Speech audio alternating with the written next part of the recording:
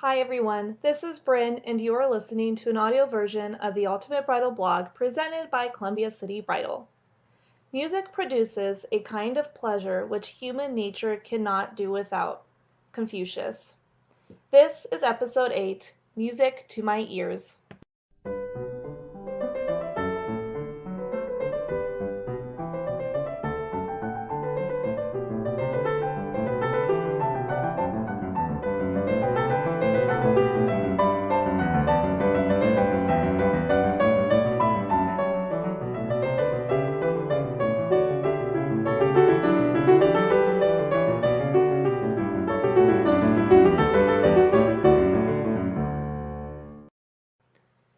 Welcome to Cafe Disco! Everybody dance now! If you know, you know. Music is obviously a very important piece to your special day, so let's talk about it. The ceremony. If you are having a church ceremony that has an organist, you will likely need to use one for your ceremony music.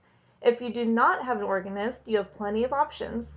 Here are some ideas of who could provide music: a DJ, a band, string quartet, guitarist, harpist, pianist.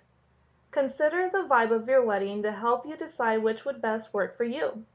They will also likely be in pictures at some point, so take that into consideration. And no matter who you choose, check with them to see if they will check acoustics before the show starts. This is especially true for DJs, and it goes for the ceremony, cocktails, and reception. Whoever you end up with will give you more details on what they do, what songs they can play, and information they need you to fill out, such as song choices. Cocktail period. After you tie the knot and guests go to enjoy cocktails and hors d'oeuvres, you will want music during this time as well. Almost anyone you hire for the ceremony would be able to play during the cocktail period too. Note, I call it the cocktail period because times vary for each couple. You will want to keep it the same vibe and type of music as the ceremony, which means no dance music. Reception.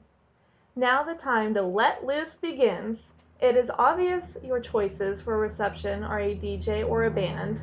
Pick whichever you prefer and works for your budget. There are some important things to look for, though, when hiring your vendor. One of the best things you can do for yourself is hire a vendor who will act as an MC.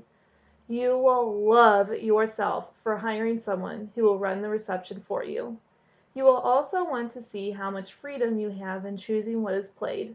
Many vendors will ask you for genres, songs that are absolutely need played, and others that are a hard no. Some may even have a special link for guests to request songs through, and then give you the final say. When reading reviews, look for ones that mention the vendor working for the bride and groom and not just going rogue doing whatever they want. Consider this. Now, there is a chance you may not like dancing and don't really care about music. Of course, it is your wedding, but you did invite guests, and just because you may not like dancing doesn't mean your guests don't enjoy it. Speaking of guests, you will likely have a wide age range attending, and that should be taken into consideration. Consider playing one or two slow songs early on for the older couples before you take it to party mode. Consider having a generation dance to celebrate couples who are married, especially for a long time. In order to get them up onto the dance floor, have your music entertainment call up 50 and plus years first and then work their way down.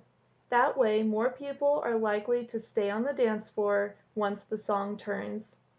When eating dinner, have the music entertainment play classical or jazz, since it isn't time to dance.